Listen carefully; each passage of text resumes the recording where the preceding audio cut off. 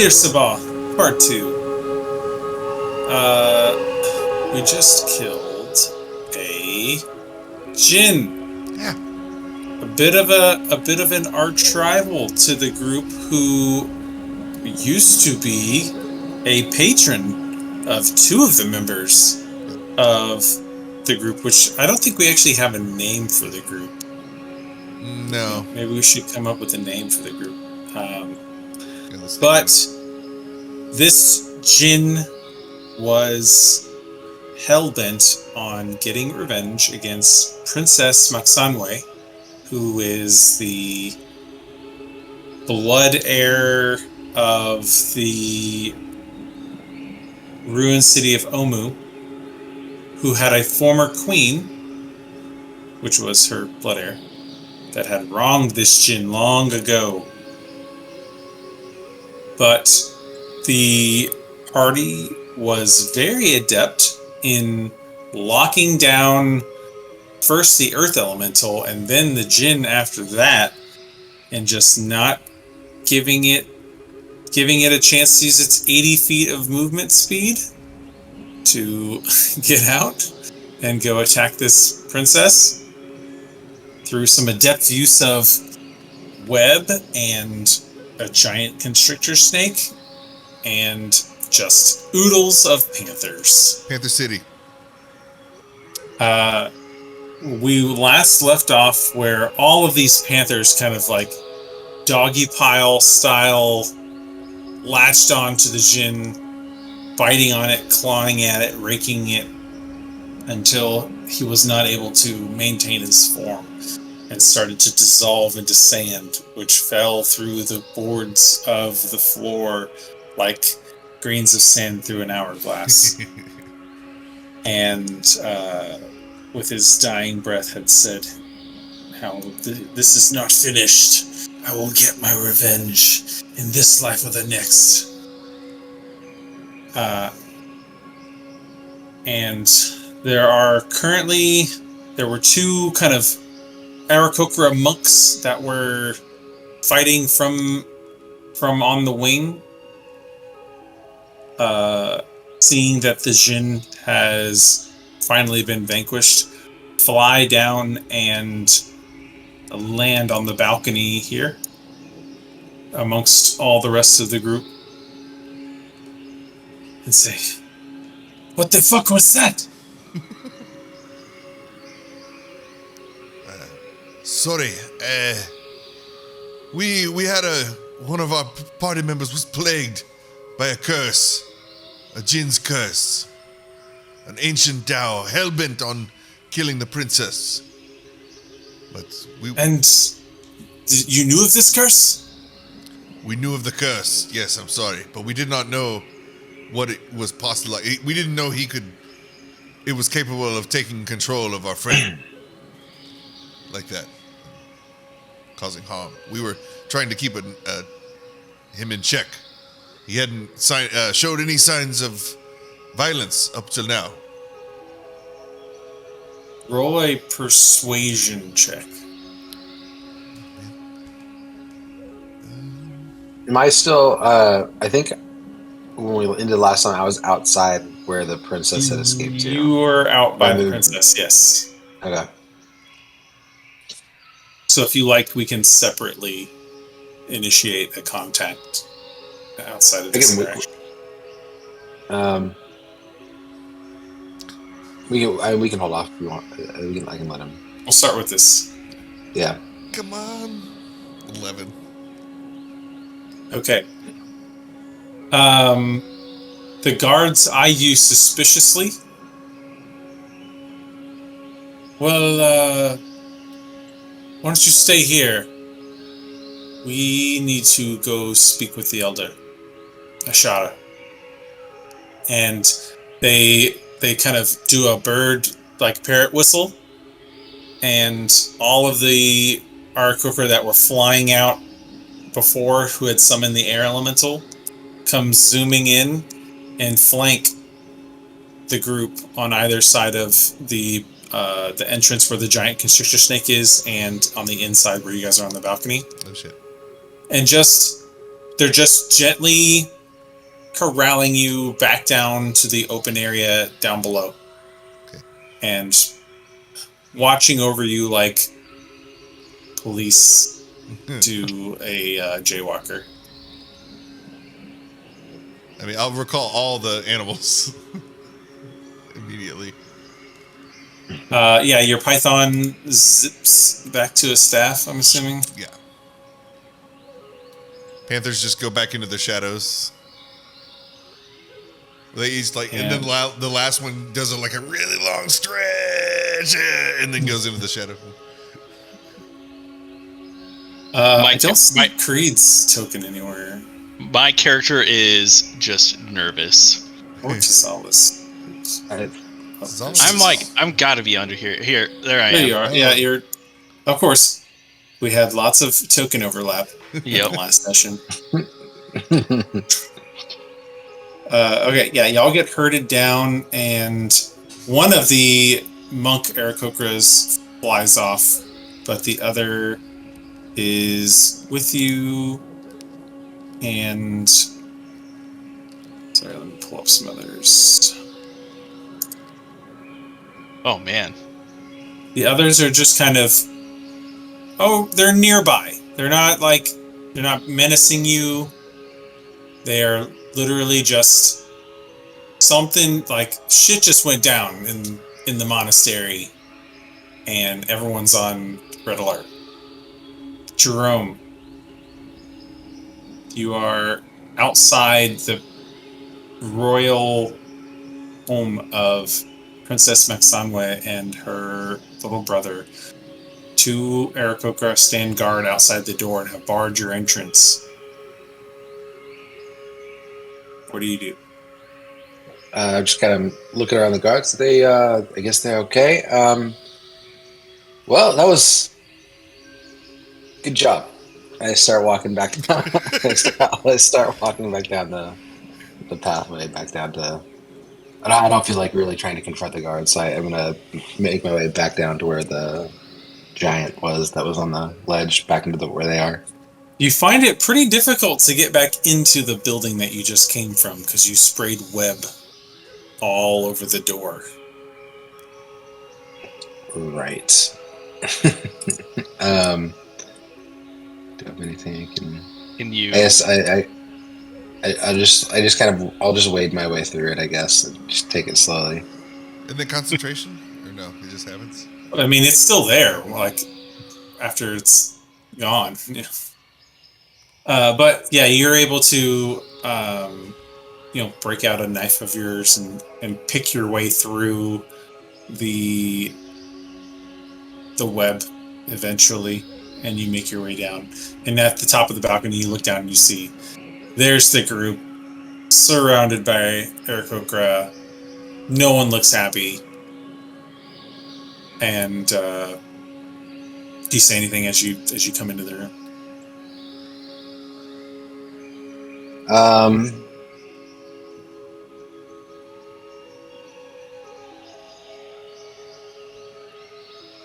No, I walk in just kind of awkwardly and clumsily, and taking web off of myself as I'm walking in. Okay. And I kind of assess the awkwardness in the room and the tension, and just kind of, I guess as I make my way down, I'm gonna actually I'm gonna try to actually kind of like come in quietly so that the monks that are watching them don't really notice me. And I'm just gonna kind of observe from above, looking down on the rest, looking down. Make a perception check. Okay. Or insight. Or insight. I'll do insight, or it doesn't really matter. I'll do perception. Yay. The tension in the room is apparent, but outside of a high tension, you don't grok any additional knowledge from people's body postures or anything like that. Okay. The room is fairly quiet, especially after the commotion that just ensued.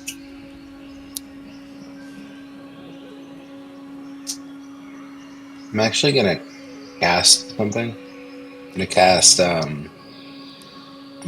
invisibility.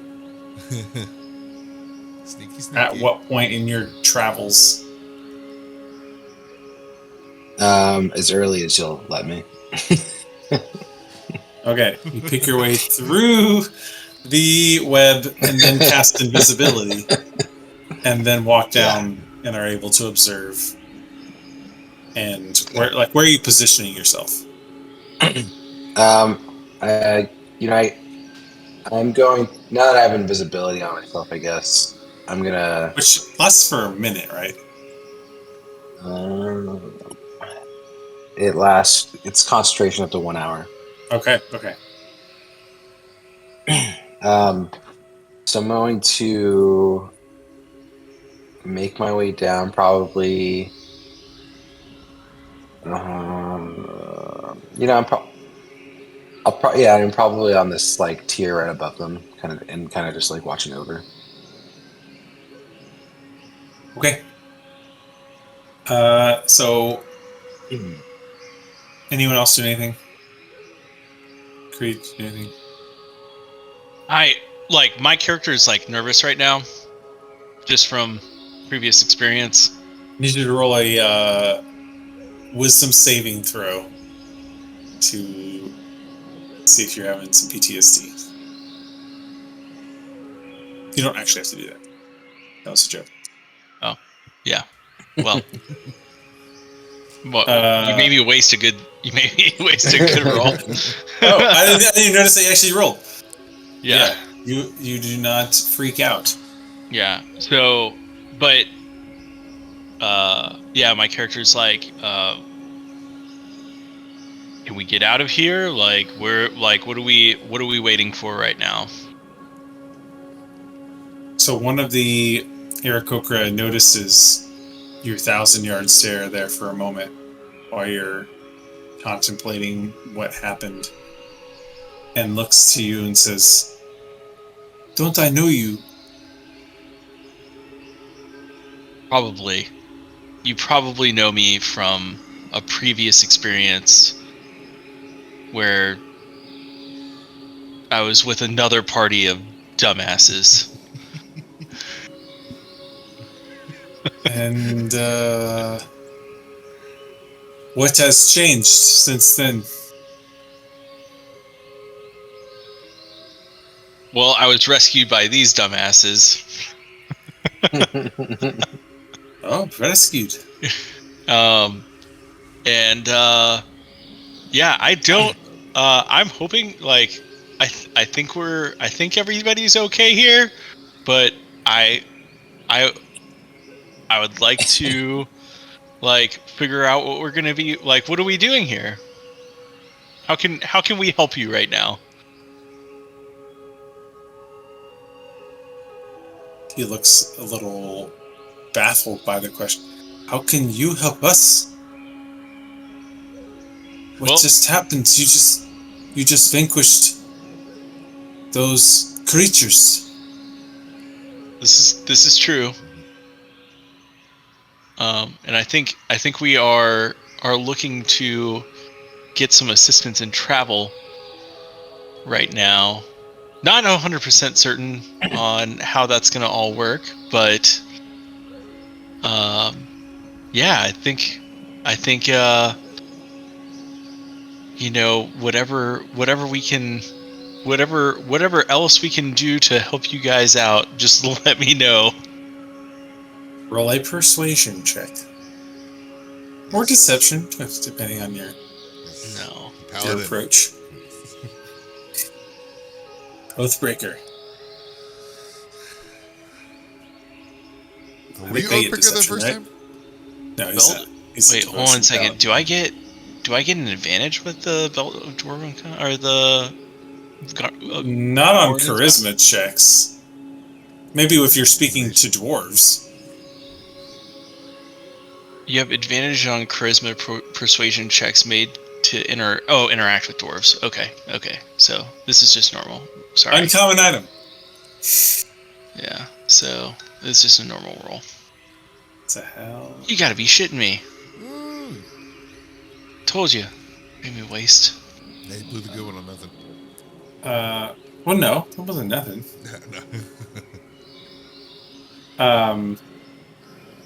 The aarakocra kind of beak turns his head and like nods at you, in that birdie, in that way only chickens can kind of look at you. Yeah. Like as you were talking, he was doing that, like, yeah, just like real quick head movements and like looking with different eyes. And it's very tough to read his read on you. Get that feedback. Mm-hmm. But you can just sense distrust. Of course. I was already sensing that before you had said something. This guy's got no beak. He's over here talking about God knows what. Yeah. Yeah, I think that's flapping his meat at me. I think I'm just gonna sit there and like I'm gonna grab my like holy symbol and like I'm just gonna like pray a little bit. Lord, take me down to the street. Okay, so a few minutes pass, and Jerome would probably notice this first, but eventually, walking through the top catwalk,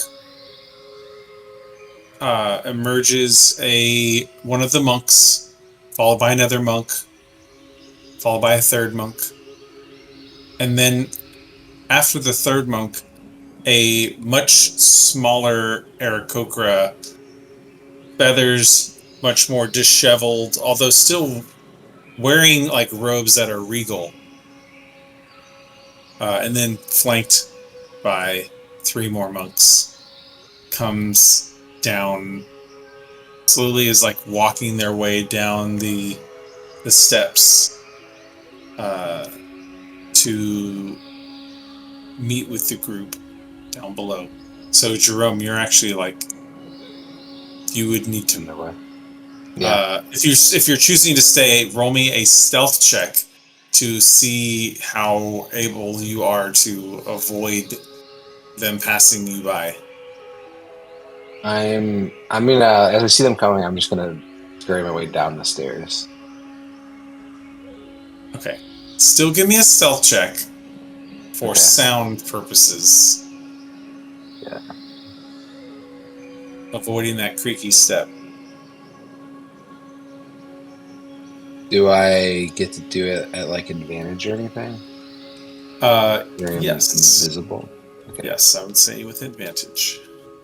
Let's see. I don't know why. Okay. Stealth. Yeah. Okay, yeah. Okay, cool. 17 is you make it deftly down the stairs, a few paces ahead of the monks that are making their way down. And which direction do you go? Do you go into the hallway or do you dart out and onto like the balcony? Yeah, that's a good question. I think I'm gonna go out to the balcony and I'm gonna like be peeking. I'm gonna be like partially covered, like peeking around this pillar, watching. Okay. So down comes the monks and Asharra, who is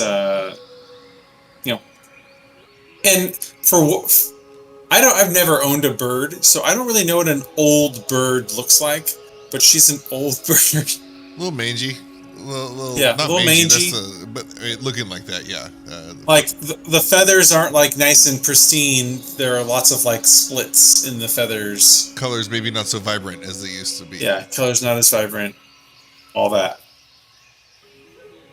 but still regal looking. You know, it's apparent that this aarakocra holds a high seat in their society, and she comes down and with through a crackly old voice says, "Oh, and why is there so much commotion out here?" Tazala will bow, take the knee, and bow, and as hello, leader of the bird people, aarakocra. I am Tazala. I am with these people. I come from the Akoya tribe. Do I know? Do you do you pause expectantly after saying "I come from the Akoya tribe," like expecting her to recognize that? No, I was gonna say No, I was gonna keep. I was gonna say. Keep monologuing. Yeah. Does he? Is it obvious that she is like the leader? Yes. I said that, but like now I'm thinking. She very apparently holds a high place in society and was the person who was summoned. I'll just like place my staff down and hands out, very humbly apologize for the ruckus and was there bloodshed? No. Did anyone? Oh, nice. Hell yeah. Well, the violence anyway. Apologize for the violence.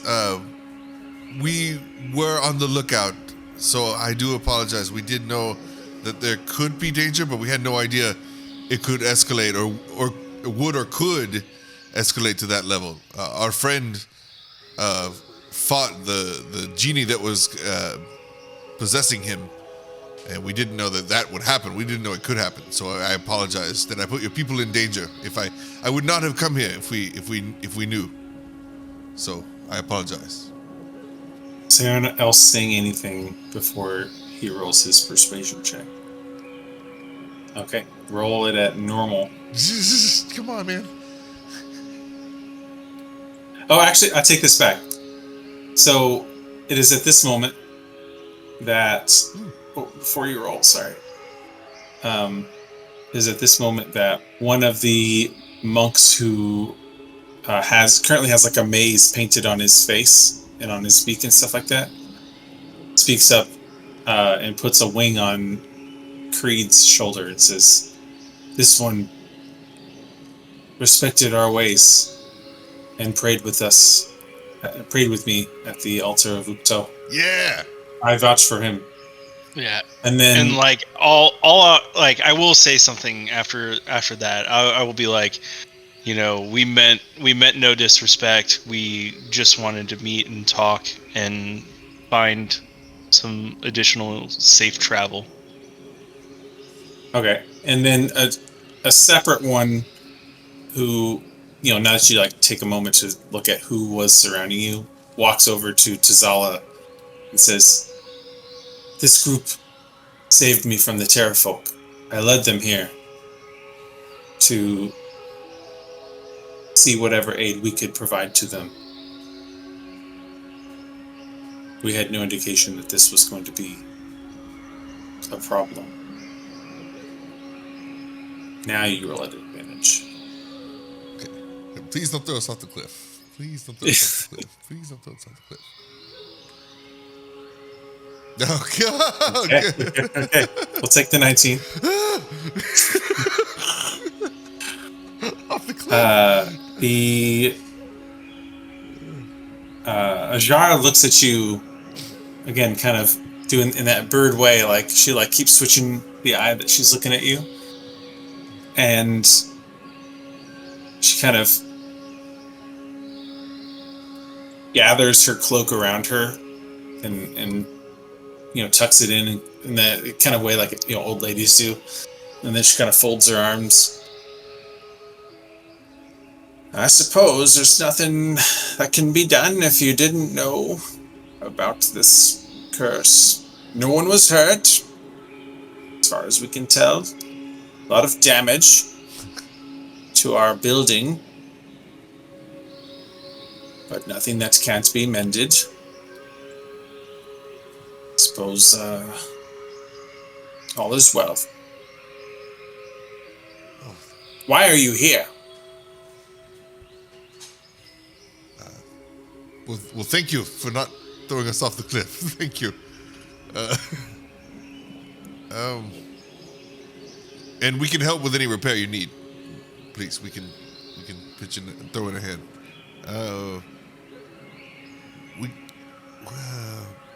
We came seeking information.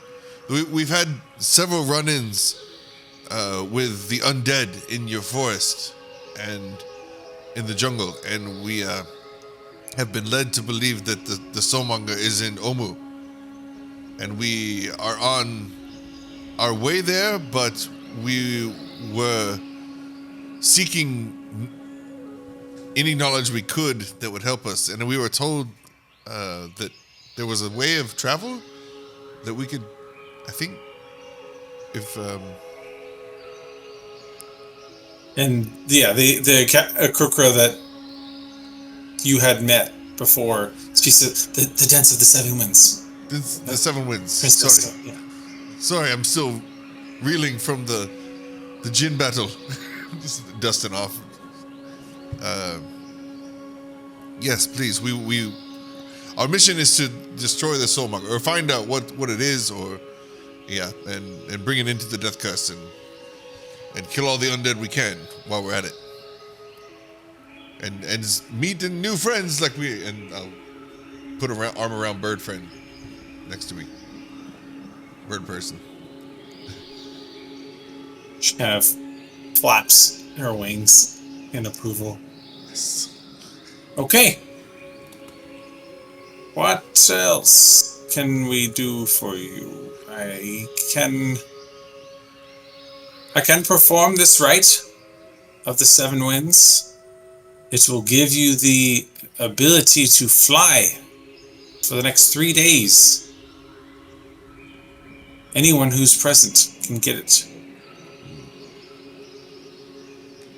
As for Omu, we can show you where that is as well. We fight the undead and have been for the last 100 years. Yes. They can't get up to our plateau, so we don't bother with them too frequently. But they are a menace. Yes. They devour Uptau's children with no respect for the balance of nature. I'm on a personal mission to eradicate as many as I can in service of Uptau. A noble cause. I'm sure your path will lead you where you need to go. But going back to what you had mentioned earlier, what else can you do for us? I think we may need some supplies, for our travels to Omu.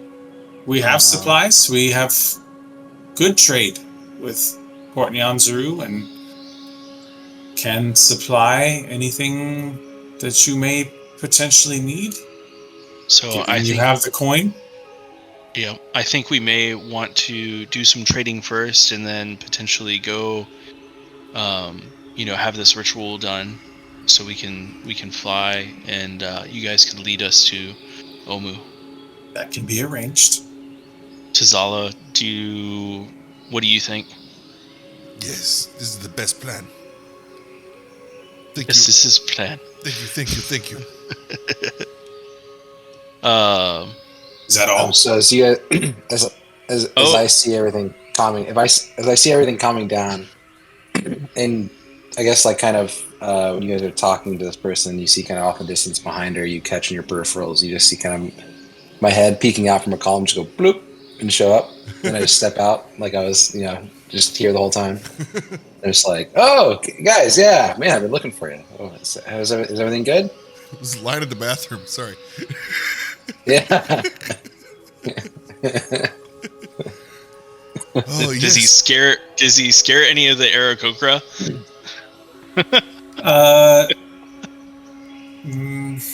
Yeah, make a deception check.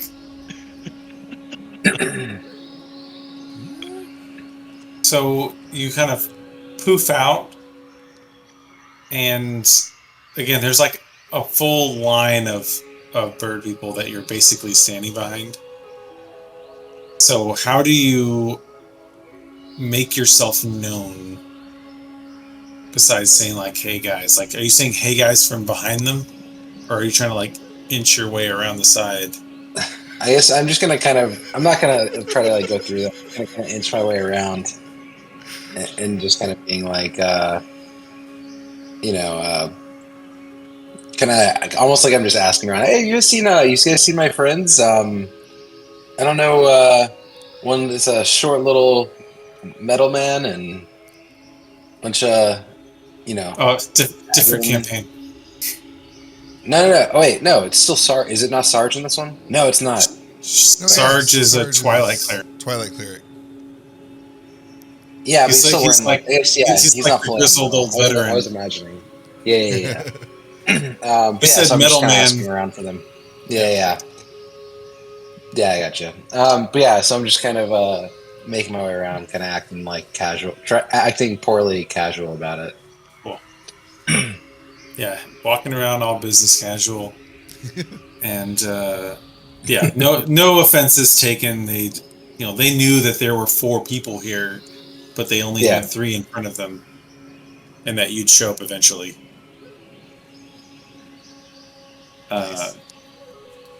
But yeah, you're able to rejoin the group, no problem. And anyone else say anything? Any questions or anything like that?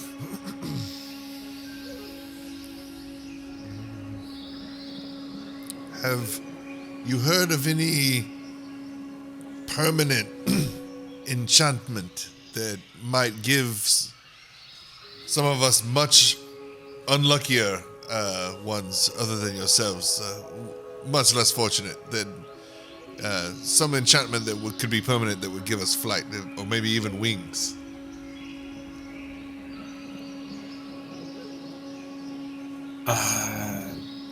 Or a magic item? No. No. Wishful thinking. If you die, I can resurrect you into a new body. But that might be aarakocra. I'll take it.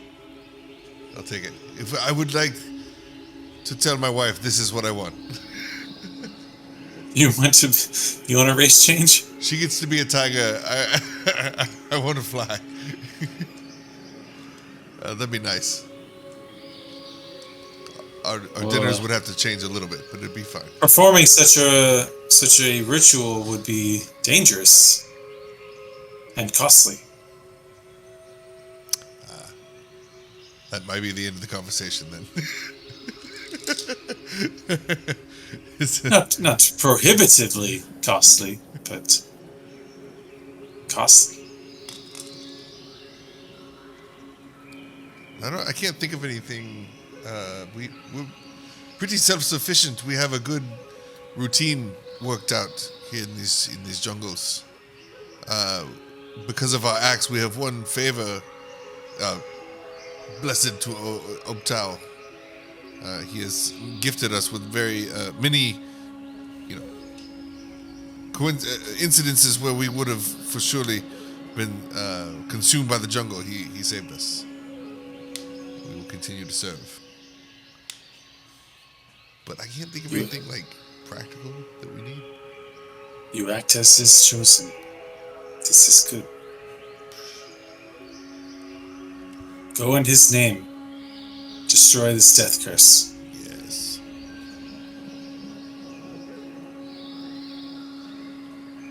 Save the downers. Okay, so then she takes her leave, but before she does, she instructs her monks to lead you to their quartermaster. So they don't have a lot of like trade that happens in this town, but they do trade materials with Port Nanzu since they are such a mobile race that they can kind of access places and things that others can't as easily, and so they've kind of made a name for themselves as the UPS of Schultz. So Sounds appropriate. They bring you over to the merchant. The merchant, the quartermaster makes it known to you that they have most things that you would typically find in like a player's handbook. So anything from the player's handbook you can buy or sell. The party has kind of collected some things over their travels that they could potentially sell if they want to offload them and maybe buy something else. I took a look at the handout that y'all have for your bag of holding, and everything in there should be up to date. The only thing I had to add like a value to were the 10 dwarven adamantine ingots. Those didn't have a price, so I added one to them. But you've got like the Spear of the Hunt, you've got almost 800 gold worth of gems, and then another 6 onyx gems worth 60 gold, a ring of swimming. Your 10 dwarven adamantine ingots are worth 500 gold per bar. You've got an onyx figurine worth 50 gold, a ring worth 60 gold, some short bows, some short swords.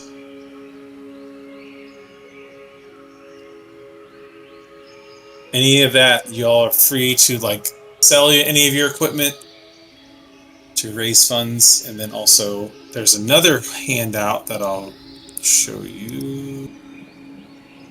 Party notes. Kir Sabal's shop. So you have most players' handbook items, any spell components you may need for future spells, like a diamond worth 300 GP or whatever you need. You should be able to transfer gold for such items here. And then there are some specialty items that they've picked up along the way that are all listed out with their price as well. Oh boy.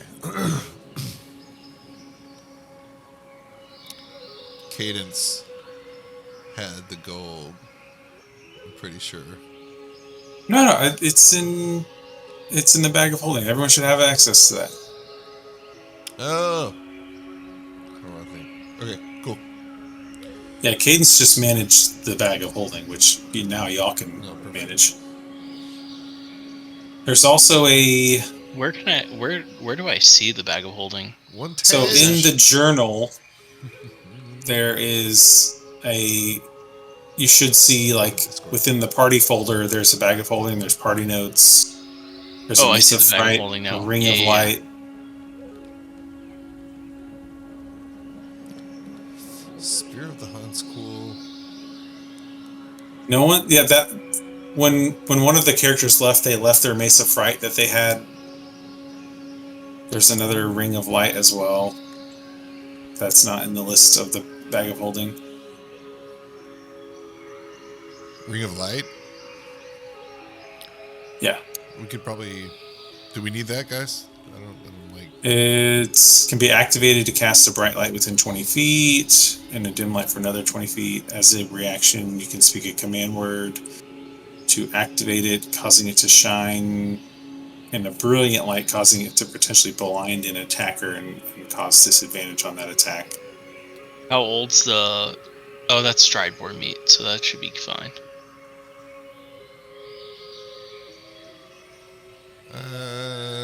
I mean, would Creed? Do you guys want to just sell? Do you guys want to just sell all the gems? Yeah, gems are just gems, right? I was gonna ask though, does Creed want to hold on to the adamantine ingots for future use, maybe? I mean, if He's already got plate armor made out of it. I've got plate armor, but if I want to like fashion like another warhammer out of adamantite, I don't. It's a special forge to be able to do that. Yeah, Only of course. Only at Har-Hrakmar. Yeah. If I could keep 2 and then like maybe fashion those against like the warhammer that I have now, that'd be nice. Nice. So maybe sell 8? If you sold 8 of them, you'd have 4,000 gold. Fuck yeah. And then all the gems. Sure. Is Onyx gem? Is Onyx gem like special, or is it just a type of gem? Same as ruby, sapphire, all that. So should I just like put in here that like, you know, we have 4,779. Yeah, I mean, if you want to like delete those line items and just say GP, and just make how much you have in gold. Yeah. Okay. So we sold that all off. So then there's also the 50 GP Onyx figurine, the 60 GP ring. So that's another 110 you can add. And then 6 Onyx gems worth 60 gold apiece. Yeah. That's 36, like 360 gold. Yeah. Additional. So do you want to sell? Hold on a second. 889, and then what was? Are we like? Does the Onyx figurine or anything like that like have any magical use? Right. No. It's just. They're just cool. It's just loot. It's just treasure. Okay. So that was the 110 I just added. So then another 360 for the 6 Onyx gems. I mean, y'all are sitting there on like almost 6,000 gold. 5,249. Oh yeah, 5,240. Okay. So, I mean, y'all can afford some shit. If you need armor, anyone needs armor, anyone needs any of these items that I've listed, just let me know. I can let you know what they do, stuff like that. Case, do you have a bow? I don't, but I don't really need one.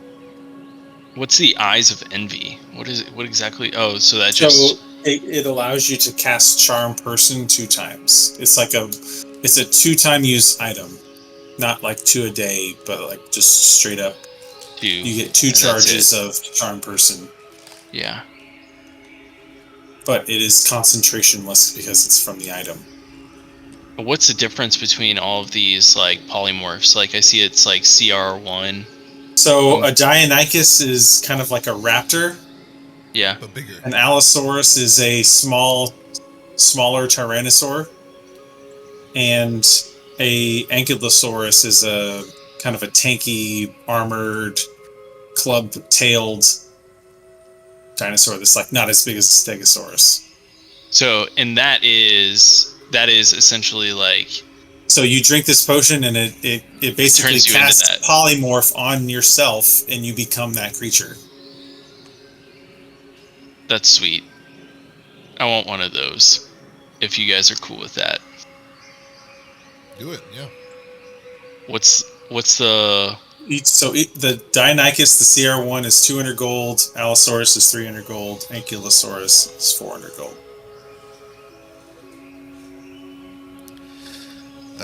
I can conjure an Allosaurus and down, just so y'all know. So we don't have to. Well, then I think I'm gonna go for the Ankylosaurus. Yeah, hell yeah. Okay. So smash. Should I put that in my inventory? Or just put it in party loot. Party loot. Okay. But yes, that's you got dibs. Okay, yeah. Okay. 400 G down. Okay. So let me edit this.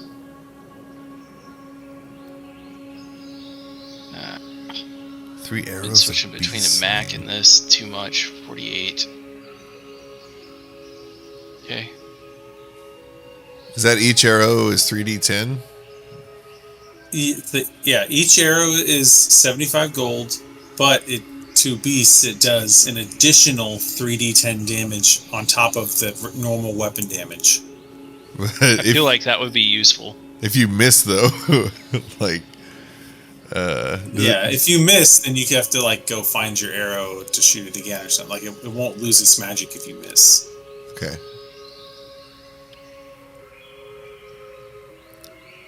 I think technically, rules as they're written, it does lose its magic if it misses, but damn, we're not doing that. That's rough.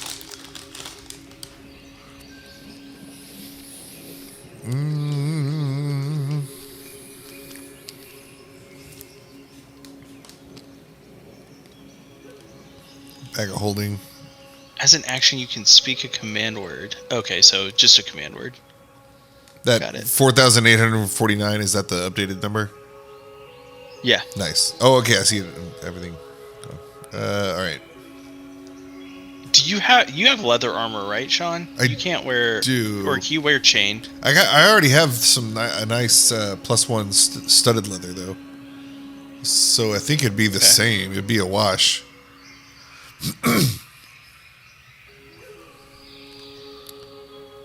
Is studded leather better than leather? Yeah, it's 1 more AC. Oh, well then let's make it studded leather. Oh, wait a minute. I read that wrong. It's a studded leather. There we go. So as you guys were talking about this, like the aarakocra just like shot some rivets into it. It's got +1 AC. Damn it. Well, it just became a lot more appealing. Robe of Duplicity is an action. I feel like there's a reason for us to like find some of these things. So like you remember watching the movie Chronicles of Riddick? Yeah. And at the end when like the necromonger leader, like he basically like jumps out of his body and is like moving around. Yeah. That's the robe of duplicity. Like your body's still like it creates an illusion of you, and then you become invisible and you can move around until the end of your turn. Whoa. I mean, that sounds like a chase thing. Jerome, if anything. Jerome, do you want anything? I mean, that sounds pretty cool. And the armor sounds dope. So but it's expensive. I don't want to be we like... have enough money. Based on the player's handbook, anything that is very rare, like a +2 is considered very rare, it's supposed to be 5,000 to 10,000 gold. I'm like, that seems too expensive. I mean, for a +2 item. like if we buy this stuff, Sean, like $2,000 for your +2 studded leather armor, like that gets us down to 2,800, and then if we buy this other thing, you know, we still have 1,300. Or what do we have right now? I'm projecting my real life problems onto the D&D game. We essentially have like another 1,000 left over. Yeah. Okay. I mean, if y'all don't mind. I mean, obviously we'll try to There's not clean likely up to be and many over. more shops Right. in this campaign. And the undead, they don't deserve their gold. We'll take it. They don't need it. But yeah, I mean, I guess if y'all don't mind, that does sound dope. The armor. Okay, then take the studded leather armor. I'm gonna update and say 2K, 2.8, and then Chase, do you want the robe of duplicity? How much is it? 1,500. +2. I mean, are you offering? I mean, party loot. Yeah. Oh, well then. Like, if you want it, you can take that. Yes. Yeah, I'll take it. Yeah, do All it. right. Also, so that gets us down. We have 1,300 left over. 1,349. well, and now I would like to sell my +1 studded leather back to the shop man here, and then get us some back, hopefully. Okay. So how much does +1 leather armor get us back? +1 leather armor. It's been used a little bit. Prestidigitation. So we'll probably go. Clean it up.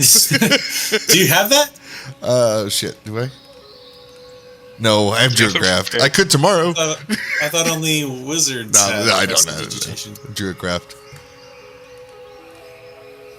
I don't. No. So yeah, I mean they'll give you about 800 for it.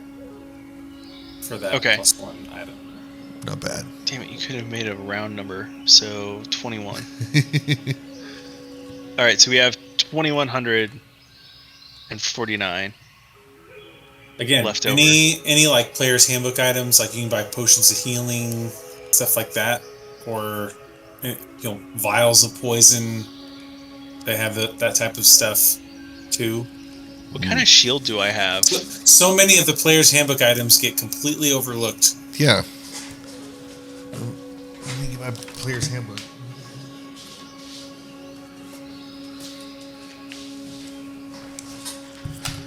You buy spyglass for 1,000 gold. Gives you advantage on perception checks for things that are far away. I want an abacus. No, I'm just kidding. You get an abacus. They have an abacus. Rope's never bad. Do we have copious amount of rope?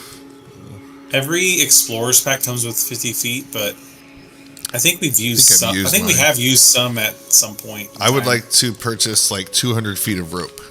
You never know. Okay. Yeah. Mark that down and subtract from your gold total. What? You don't know what? All right. What? Here we go. Sean, tell me how much 200 feet of gold or 200 feet of rope costs. Let me find it. Oh no, that's what it is. Here we go. Yeah, it's after that. It's a big old table. That will be 4 GP total. Okay. There's now a ton of have shit. Things that will save your life that you have that cost almost nothing. Yeah, we have $2,145 now. Damn. Or gold. There's a ton of stuff here. Costumes. Again, spell components. Yeah, You're not going to get access to spell I'm just like going components in the through. future. What level are we? At what point? Like what? Right now, you're what level 5. magic items. Well, the player's handbook doesn't have magic items in it. Oh, we can get dynamite. I've not seen that in the player's handbook. I Black powder is very sparse in this region. I don't know. I'm like, I don't have my player's handbook on me, so I have no idea. You're just looking at D&D Beyond, like common items. Yeah, exactly.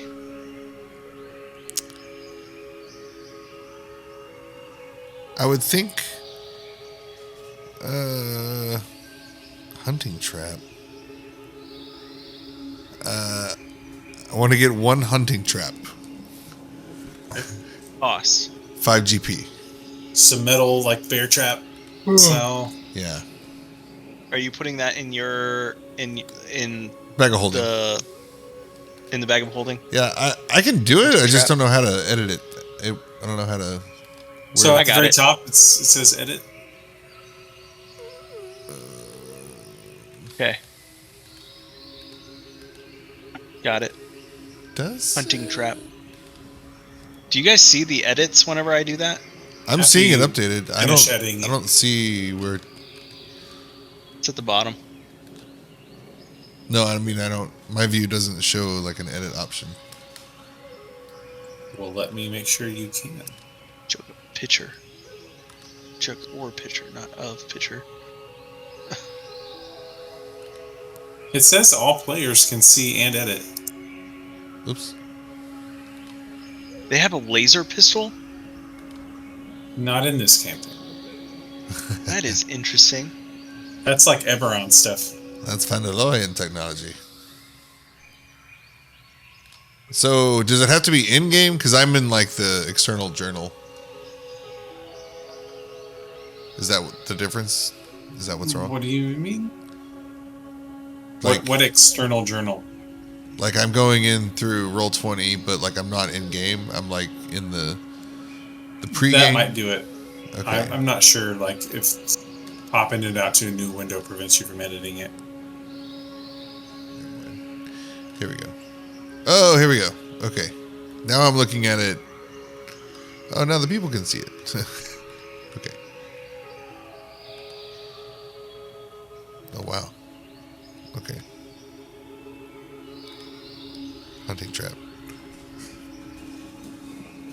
Do we have torches? I looked at all my spells. I'm like verbal, somatic. The one material is just my golden acorn. That's like the only thing that needs a material component. Anybody else need Jerome? Does Jerome need stuff for spells? Yeah, I mean,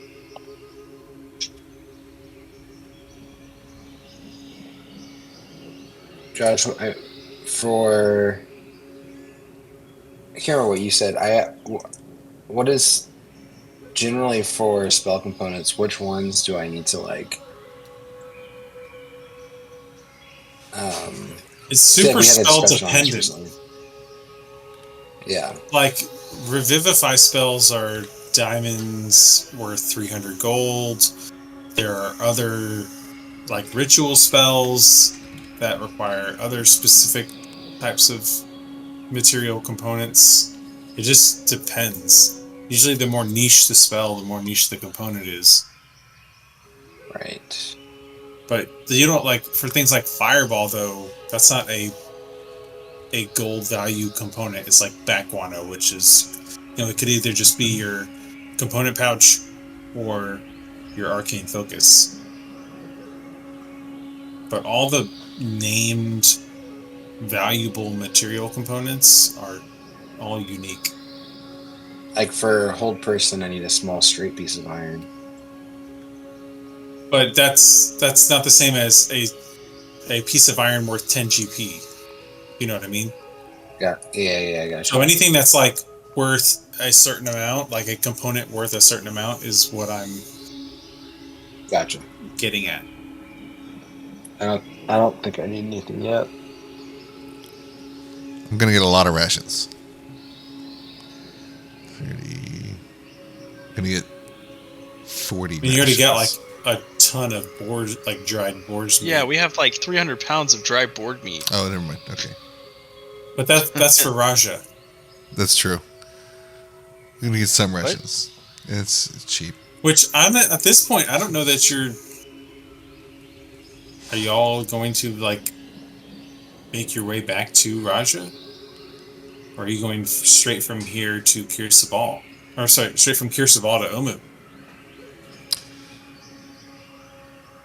I feel like he's gonna go back. there's only more danger for Raja. He's like he's more of a liability now. I don't want him to get hurt.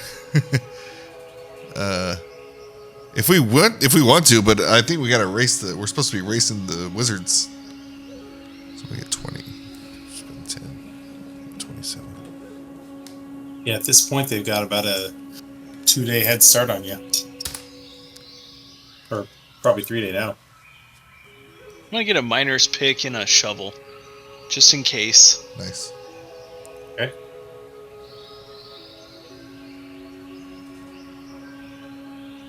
I'm gonna tip the guy. Oh, screw it. 36. Tip the quartermaster a little bit? Yeah. I was gonna tip him. Whatever your change was. Yeah.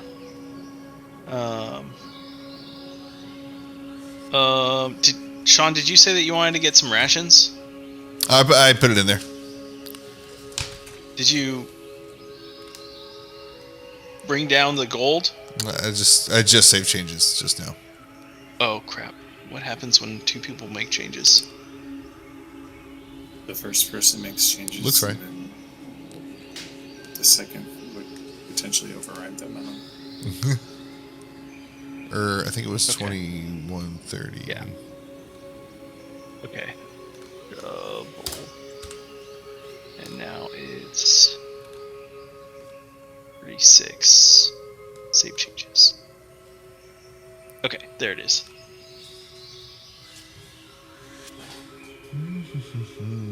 Do y'all think Sarge would want anything from the list? Spyglass 1,000 GP. Let me think. Sarge. Yeah, at least from the list that I provided, the arrows, the scrolls, the feathers, those. or the potions. X out of this. Does he even have like a crossbow? I don't think he's a bow guy. Who does? I have like my sling.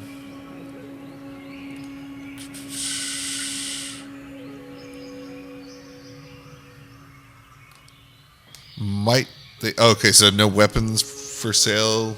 It's just mostly gear. No, strangely, this place doesn't seem to have weapons that they stock. Okay. They have shields? It's only armor, potions, spells.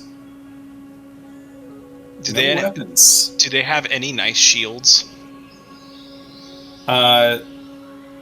Outside of just regular shields, no. You know, the things that were of note within their stock are what are listed in the handout. Got it. I don't think anything screams Sarge here. I was thinking the potion of jump. He likes to be super mobile. It's true. Well, yeah, go for it. I'll put it in there. Let's have a jump. You know what? Get yourself a jump. Here's $20. Go buy Star Wars. Yeah, I think I'm good. Other than that, Then let us progress. So, you guys do your shopping. Things kind of wind down for the day. And while y'all were messing about with all that, the aarakocra were off preparing they took the space that you're currently in and have transformed it for a ritual. And Here we go. Asharra says, "Are you ready to receive the blessing of the 7 winds?" yes, ma'am. Let's go. Okay, so 8 aarakocra start to kind of chant all around you.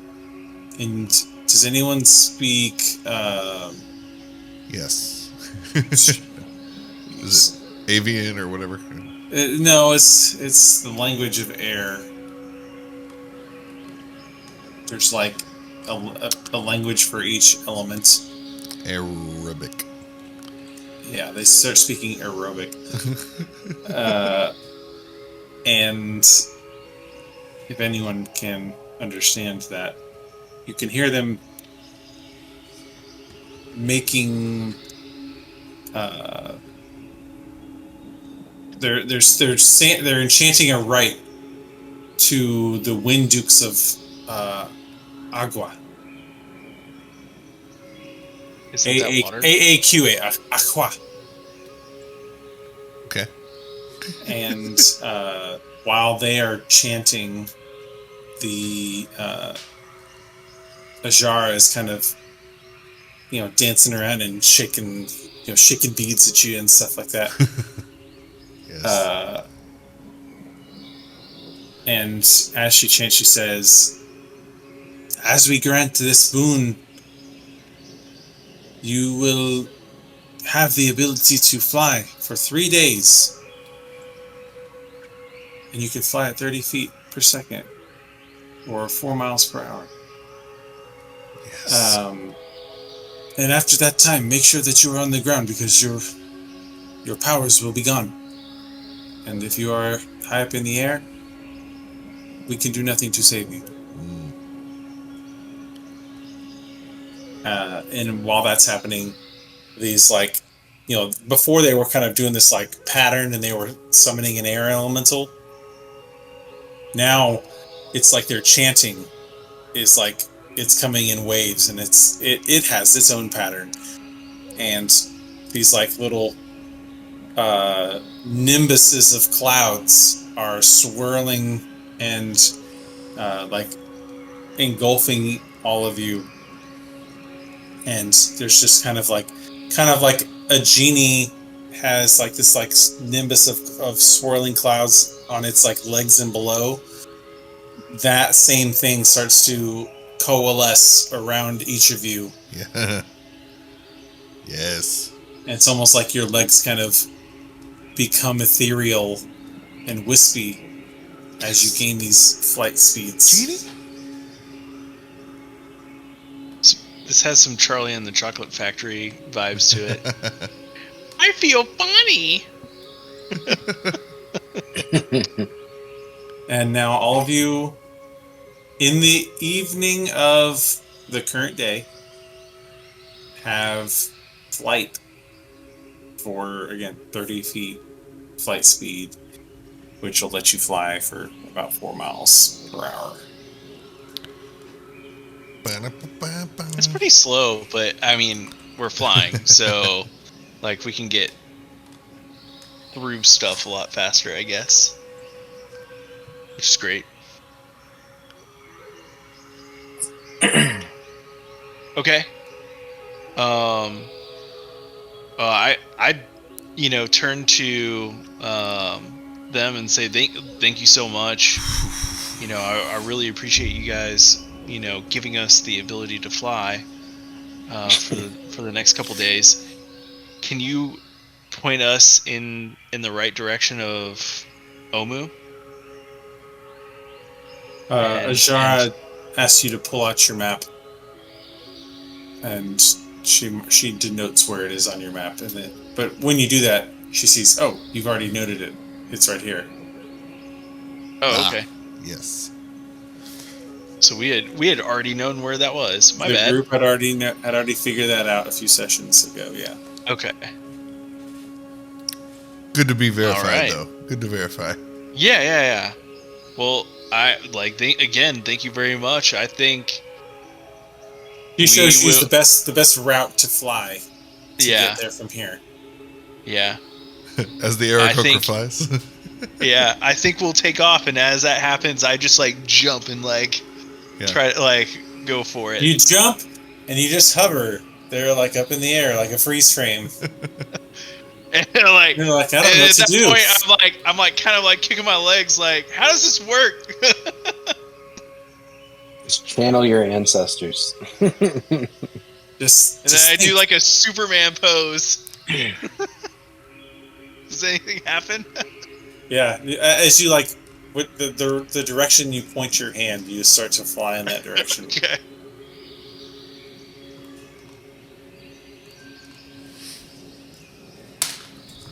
So, what is the group doing now? We're flying straight there. You've got 3 days of flight. Yeah, I say we don't waste it. Book it. Yeah, so I want to have the Top Gun moment. Need for Speed, high five, but then it's like, and 4 miles an hour. We're like, hey. Just Yeah. We got the Weasley car. Right. I'd say for the purpose, like each hex is 10 miles, I think, but we also basically doubled our move speed as we've wanted to like kind of progress things from a story standpoint and not be so much of a hex crawl. So 4 miles an hour and an 8-hour day is like what, 36 miles, but then double that because you're moving at twice the speed, essentially. So 64 miles in a day. So you can go essentially six tiles in a single day. Cool. So, do you have a map that you can show? Oh, you do have it up. Okay. Yeah. All right. You mean this map that you're on? Yeah. So So you can go 180 miles in these 3 days. Like we can montage that. So yeah, we'll get why don't we like? So we'll be 60 miles out. Essentially, is what you're saying, right? yeah. Mm-hmm. Where do we want to put that? Where's that 60 gonna like? Do we want it to be literally like Is there? Right there. Whoever's got the orange marker right Right there. That's 100. That's 180. Do we want that to be the 180 or like this to be the 180? Well, wasn't it 160? Uh, It was 180. Okay, my bad. Yeah, I mean, I'm fine with that, but yeah.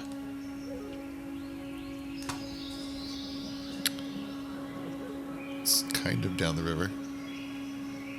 Or up the river? Up the river.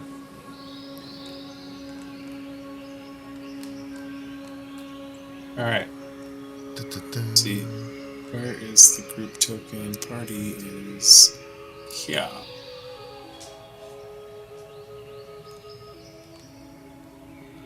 So close to the. Yeah, y'all are very close. What's its nickname? Omu? Omu. City of something? No? Omu. No, it's a ruined city. I guess it's the moniker now. Emu. The ruined city of Emo. Everything's ruined. This place is dead. Okay. So we'll montage the flight all the way down there. Yeah. Nice. On the flight down, you did notice another like much smaller ruined city or temple that was a few days to the southwest of Kir Sabal. And you would have known that to be the city of Nangalore. Ooh. You guys want to stop there? But yeah, I mean, you're free to stop there, but it would take off. It would obviously take up time. Yeah, well, out of our potion or whatever, the ritual. Got it. And But now we know where it is. Yeah, you do know where it is. You just flew over it. You saw that it is a place that you can go.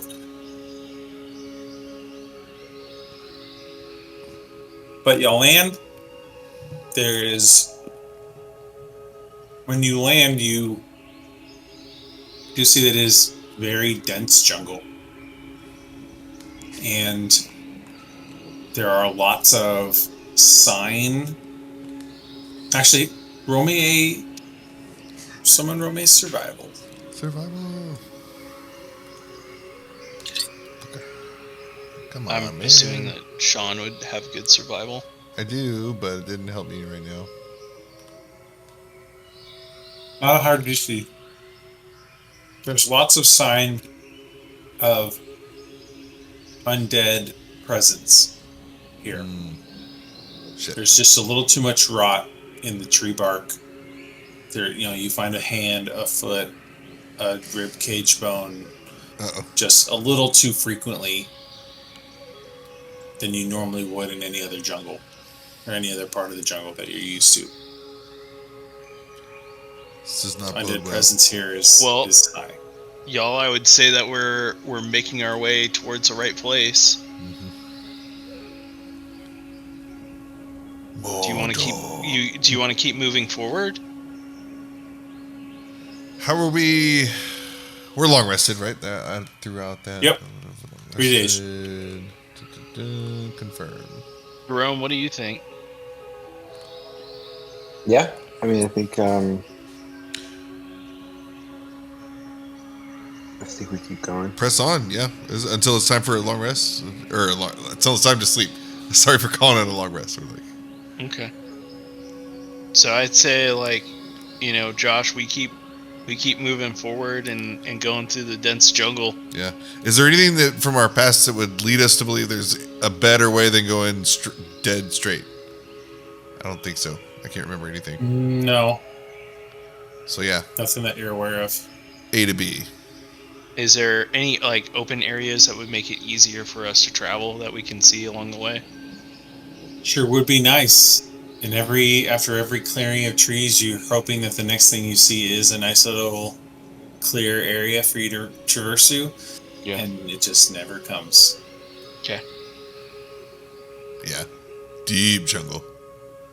Deep, deep jungle. This is Upchow's country.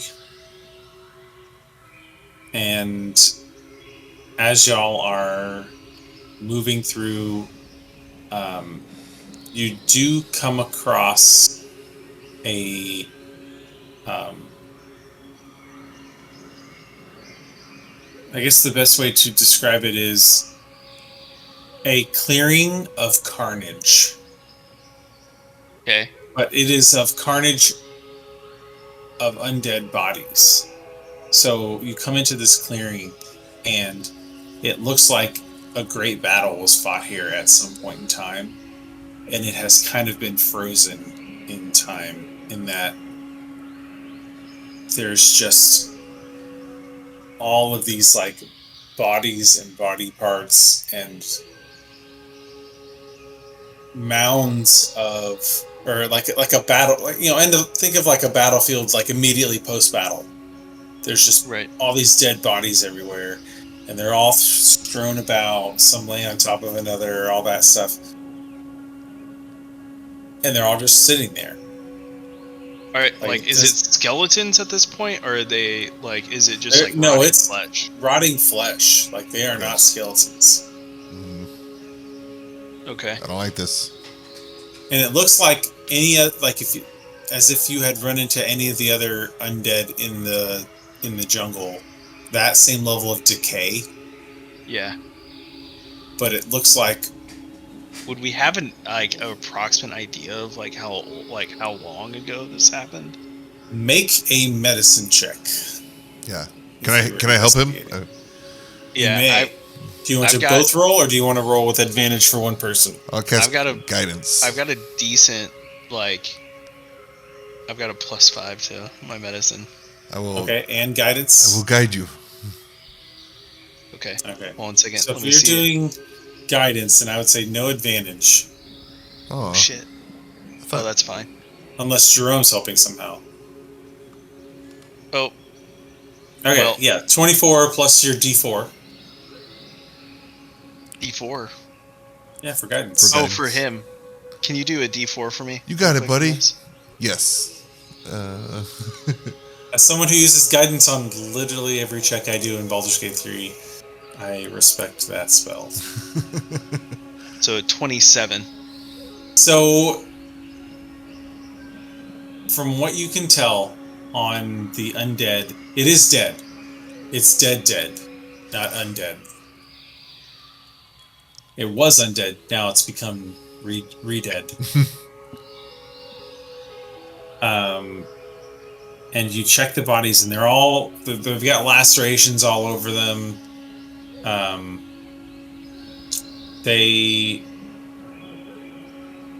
From what you can tell, they were all undead at some point. Maybe they were a wandering horde, who knows? But they were all here, they all fought, and they all died. Dang.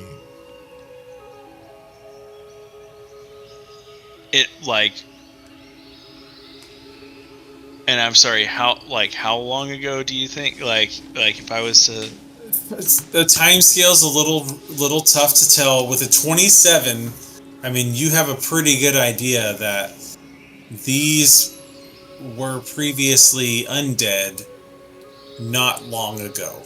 Okay. within a matter of a fortnight. Okay. Again, Well, it's tough to tell because they were undead to begin with, and were magically preserved as undead. Tizala Jerome. So, just to let you guys know, these are these were undead creatures, and it seems like they have now been killed again, and it looks like that didn't happen too long ago for us here. So something strange is happening. I have no idea what. Can we But tell we'll if it's let the you guys- wizards? Do you think it's the red wizards? I feel like Possibly. Like, we could also be running into somebody that could be helping us here. Or it could be something completely opposite of that and be the worst thing that we've ever encountered.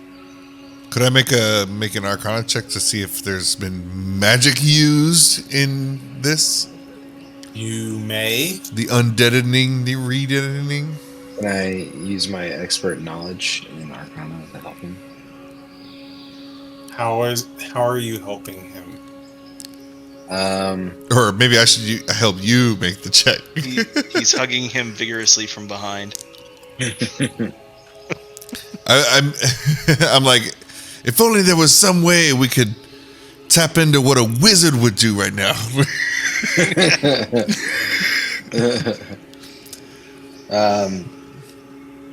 Well, actually, could I just cast Detect Magic? Ooh. Oh, I could do Well, that. sure you can. Damn it. Okay, I'll cast Detect Magic.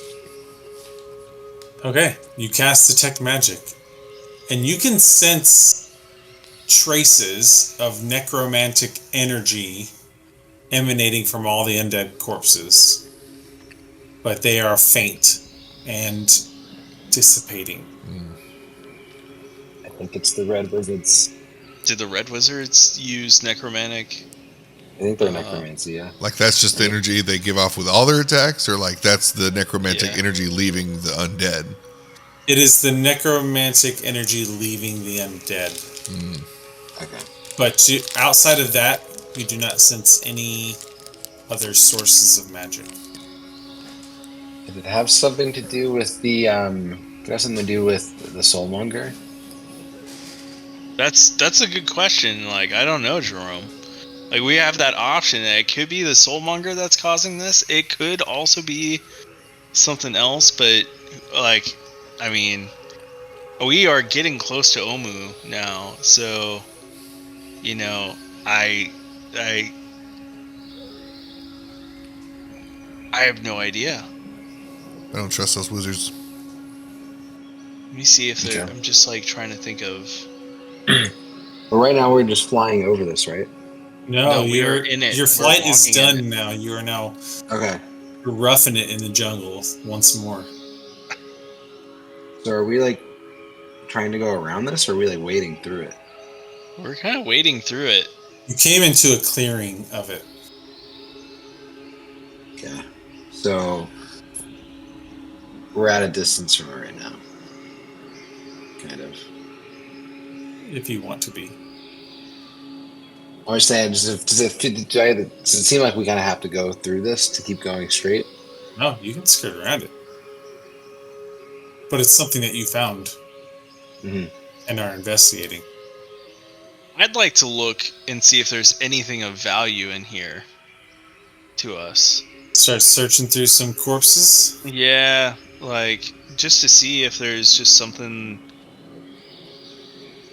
that we can find to, like, you know, either help to either identify what is causing this a little bit more, or something that is of value to, like,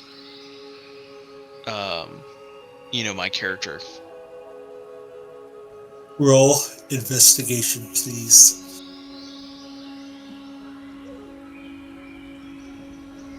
Not terrible. So you kind of start rifling through some of the pockets of these undead and for the most part, every time you stick your hand in a pocket, your finger comes out a hole that had long rotted away from the clothes Yeah. that they were in. And so you don't really find anything of value on them. But as you're investigating, you do notice that outside of the wounds that they had sustained to make them re-dead once more, you seem to be the first one who's rifling through these corpses. I don't know. This seems very strange. Like they just dropped. I'm telling that to Tazala. I'm just like looking back at Tazala and Jerome, and like, I don't know what's happening here, but so they weren't like beaten to death. They just like dropped. No, from what he could tell, they were definitely slaughtered, attacked, and slaughtered. In many cases, they're like dismembered. They're like ripped in half. They are not just fallen over. Okay. Of death. But nobody went through their stuff until now. But no one seemed had seemed to have disturbed them.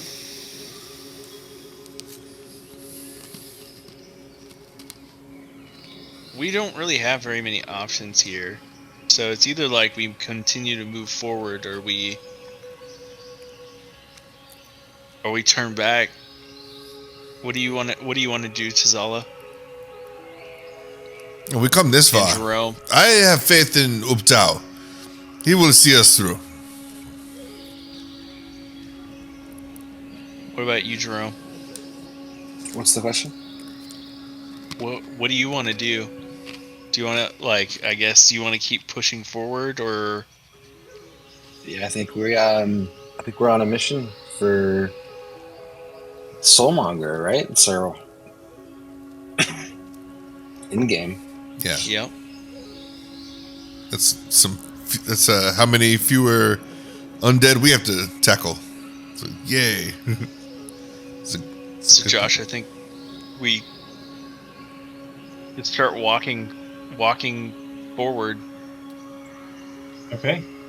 Yeah, you all begin skirt. You can skirt around the bodies if you want, or you can just walk right through them. Makes no difference because nothing changes. You continue on about your day, continuing your travel, and don't encounter anything of the like that is similar to this. As you guys are reaching the evening, though,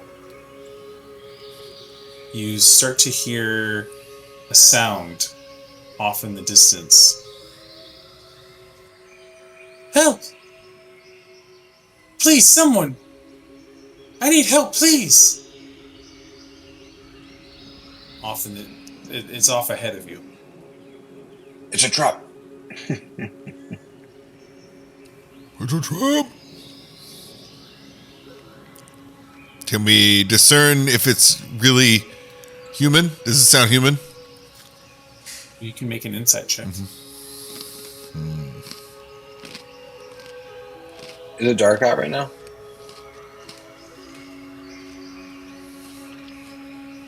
It is it's like approaching sunset. It's like the sun is getting low.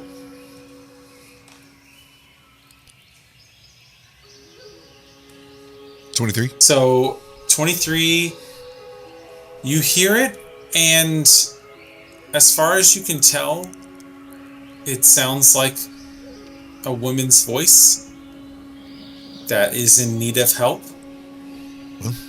But you do something tingles your spidey senses that it's like, I'm not sure about this. Why is she out here? Why is she out in the middle of nowhere?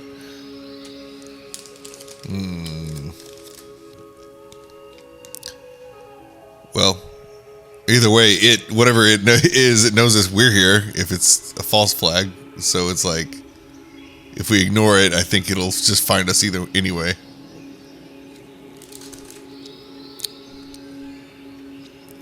What do my animal friends tell me? Who's nearby? Yeah, I mean, like I'm kind of drawn to like trying to save this, you guys, because Your like, oath of devotion. yeah, like even if there's a small chance that it's somebody that's hurting, like this is something that my character like I really do want to like help this person out if possible, y'all. Trust but verify.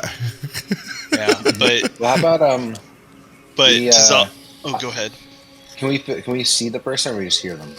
Right now, you can only hear them. They seem to be off ahead of you. Tizal or Jerome, do you guys have any way of like sussing this out a little bit? Well, I was asking, what do we have any? What birds do I hear right now? All manner of birds out in the jungle. I'm gonna try to lock in on. Go ahead.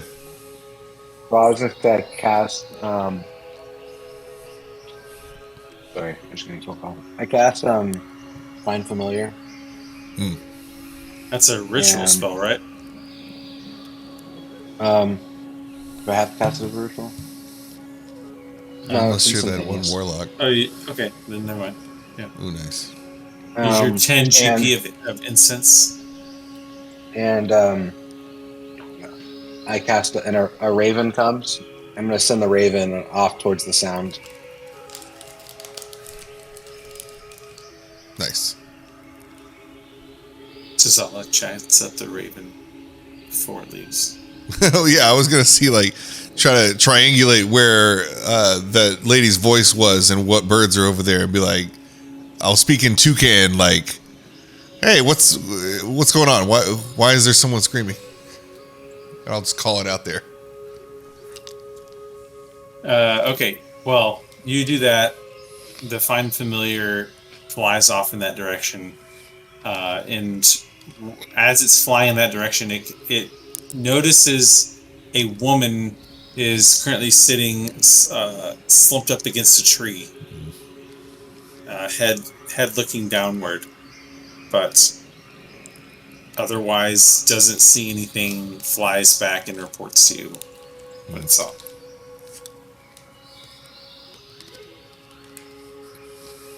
All I could see is a woman.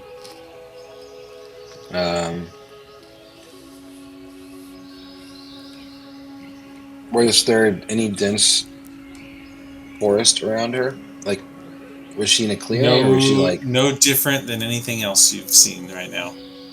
There's no clearings. Say we go towards it. Like go towards her and see if we can help her. Okay, let's do it. Okay. Y'all advance to the point that you can see the woman. Before you, a human figure lies slumped against the roots of a tree, their head lolled to one side and mouth partially agape on a pale face. The person's arms make vague movements, hands slowly and unsuccessfully grasping for purchase on the root. The person appears to slumping forward with a pitiful gasp. Make perception checks. So, Tizala and Jerome,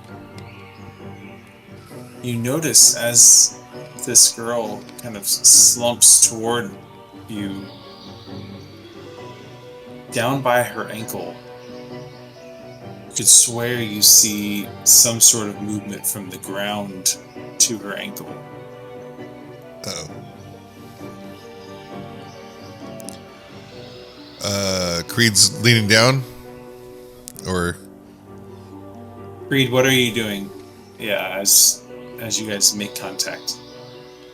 I'm kind of just like heading over there to like see if I can like Well, hold on. help her. I'll if I start getting close, I'm gonna do lay on hands and see if I can, bring a little bit more life back into her.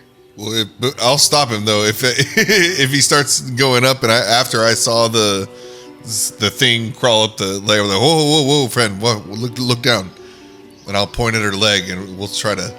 So Creed takes a few steps toward her as you say that, because he's obviously making his move while you're making your move. And Creed, as he says this, you look back to Creed, Creed looks back to Zala, hears what he says, and then looks back at the lady and kind of looks down at what Tazala was referencing.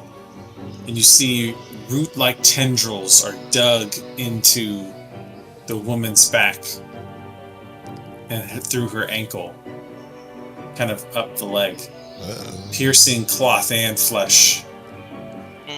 Previously hidden from your view, the woman springs upright. And at this proximity, you can now see how sunken the face is, drained with dead eyes staring blankly up through the jungle canopy towards you. And almost like the body's being dragged around, dragged upright. You see the dead mouth kind of fall agape, and roots work their way outward and back all around the face. And in a burst of noise, there sounds this ear-piercing, throbbing hum, low and insistent. It's deafening, shaking you to your very core. Damn it. And it is accompanied by another sound. A dissonant wailing and piping like a hellish chorus of wooden flutes, shrieking and digging their way into your brain. Jeez. And then the body stills. For a moment you think that whatever was puppeting this thing the body has succumbed to whatever it is, and it's thrown violently to one side. And you catch a glimpse of a root tendril retracting from the corpse back into the ground. And then 5 feet from where that corpse was, another tendril bursts out of the ground, and this throbbing hum, resumes. And roll initiative. Good God. Ah. Hold on. No, stop. Oh, sorry. Don't roll initiative. I didn't select the token. I can because I can re-roll initiative for you. I would like to keep my initiative.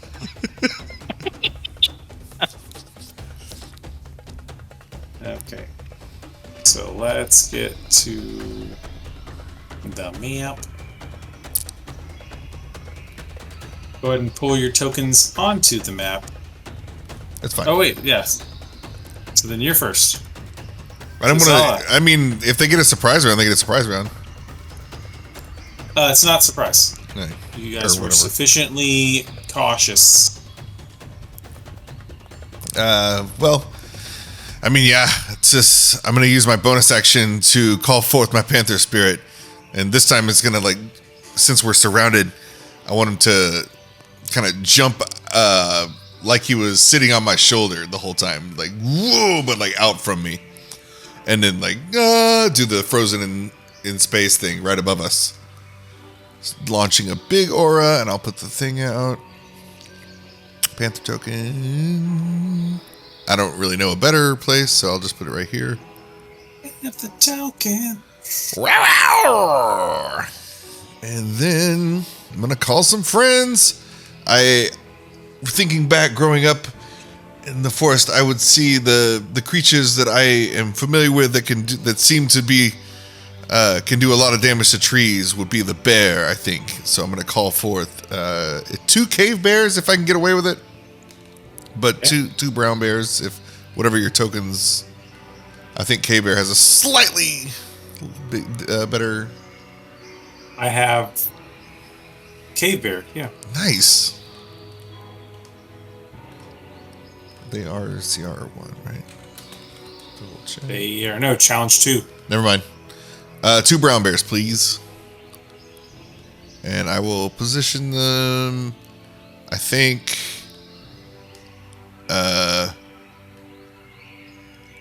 They're large, so I think right here and right here. You see them? Oh no, I'm in the GM layer, sorry. Ooh, brown bears. Nice. You should be able to control this, yeah. Rah. And they will be attacking, well, whenever they roll initiative. That's a brown bear.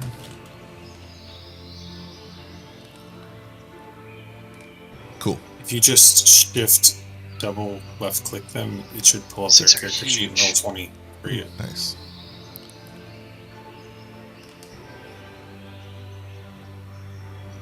Okay, and can you turn off the let me turn off the only to GM.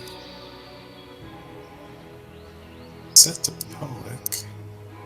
Ah, Can damn y'all it. see that roll? I didn't mean to do that, but I don't know how. You're rolling it from roll 20?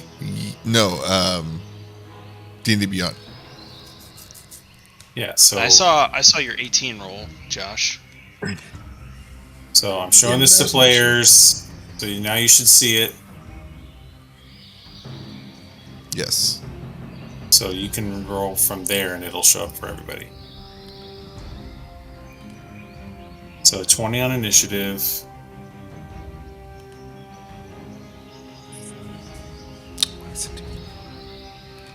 Okay, so they'll go after you. Is that Tizala's turn? Yes. And I guess, stays right where he is. Can I disengage still? Or no? No, that's an action. Nope. Well, then he's good to go. And bears will attack. Rah! Southern bear will attack southern plant. Which southern plant? I guess The one one- that you just pinged. The southernmost one? well, that one's next to Creed though. So, and he's got 2 to fight. Okay. So I'll do that one, and then All right. this one up here. So brown bear. Multi attack, 2 attacks, one with his bite, one with his claw. To GM. No, sorry. I'll open the credit. Open the character sheet. Bite. But the first one was a 7. The bite, the guys didn't see it. Both hit. A 16, 20. If I can keep the 16. Bam. And then. Bam. Bam. Piercing inside. Yeah. One bear successfully bites down. Oh, wait. They get 2 attacks. So, and then we go again. And I guess they all hit. 4. Damage. The bears. Second nature to them.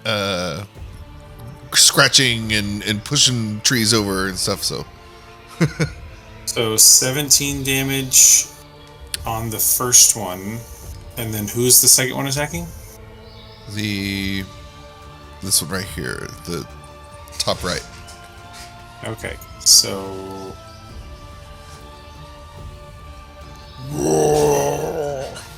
And then the second one did 19 damage. Yes. Okay, so... How do the bears, like, just stand up and, like, saw slash? Yeah. They're kind of both teeth and claw going in. Bear hug coming in. So do the sideways thing. They do. They can't. Yeah. So they do that, and they're biting and they're ripping into these vines. But as they do that, more vines like jump up and are continuing to like coalesce and braid themselves into the original, It does damage, but it doesn't seem to do as much damage as you'd hoped. Okay. And that's it for them. Okay, next up is the tendrils. And the one that just got attacked by the brown bear is going to attack. So this brown bear first. Okay. Oh no. And Oh. One hit, it looks like. Okay. Or does 9 hit a bear? 9 misses. 18 hits. Okay. So 9 slashing damage, Okay. and that creature is grappled. Okay. Next attack is this one down here, also on the brown bear. 19 to hit on the first one for 8 slashing damage. Okay. Is again grappled from a second source, but I don't think that actually matters dramatically. One is going to lash out at Creed. 12 and a 13 to hit. I'm assuming both of those miss. Miss. And one is going to lash out at Jerome. 20 and a 16. Can I cast shield? Yeah. As your reaction, yeah. So I'll cast shield. What does that bring your AC up to? 20. So one still hits, but the other one misses. It's 9 slashing, and you are grappled by it as it hits you. It whips your body and then starts snaking itself around you. And on the other bear, one hit the bear and it started to like wrap itself around its arm. The other one hit it on its hindquarters and starts wrapping around its back leg. And all the while, this droning, screeching wind chimes of a sound is assaulting your ears and your consciousness, but no damage from the sound. And that is the tendril's turn. Up is Jerome. Alright, so I'm grappled. Which means you can use an action to do a athletics or acrobatics check to break the grapple. Otherwise, your speed is just 0. There's no advantage or disadvantage against you. Your speed's just 0. My Panther Totem gives you advantage on your check when you try to. Oh yeah, everyone has temp HP, right? And 10 HP. 10 temp Oh, no. HP. Yeah, so Jerome, take the sting off that 9. But is that it hits that when I okay. Takes that, So that should that come HP off. away first before. So you still have I took 1 9 temp damage. HP. Yeah, I have 1 temp HP. Okay, cool. That's good. Yeah, so I should. So yeah, this vine just whipped you around the waist, and you're starting to see it like snake around your waist, like in Jumanji, the living vines. Yeah. Okay, So, and yeah. then I'm gonna try to break free of it. I'll use my action to try to break free. Okay, acrobatics or athletics. Athletics, I think you have advantage on. Yeah. Okay. I want to break free. And I'm assuming you cast Mage Shield at the beginning of the day to have your good AC. Yeah, I did. Yeah, so just mark that use of a Yeah, I first had it level. marked. It's in the chat. For the start of the combat, I used it. Well, Um, mage armor versus shield. Like so that was no. So if you scroll up earlier in the chat, I put mage armor. I see that. Okay. Recast. Yeah. Thank you for doing that. Nice. So You can roll a again. 10. Roll again. You got advantage. That was with advantage. So I rolled it. Oh, it is. Wait, what? No. So if I right click the skill, you can roll advantage. You can roll with advantage, yeah. So that is a contested. Usually it shows them side by side though, right? It does usually show Yeah, that them. doesn't look right. In roll 20, it shows it. But you can, if you hover over the 10, it says it rolls 2d20. Huh. No, it's not. It's doing.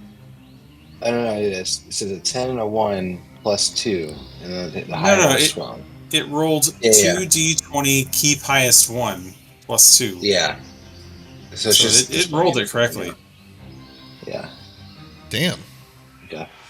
It's no strength. But a 10 against its strength check. I mean, he's a wizard, so I mean, you do not break the grapple. Darn it, the heck. Shoot fire. I guess with that, I don't really think I have any. I'm done. Okay. Creed. Okay, so real quick here, which one of these guys is? So there's this like bottom bear right here. Is the guy or like the both tendril, the two tendrils that are next to the bottom bear? Yeah. Are one's wrapping its front left arm, the other is wrapping its back right arm or back right leg. Can I flank the one that's like getting its back leg? So that would cause you to, like right now the front, if you wanted to flank right here, that would be the front one. Okay. So the back one's over here.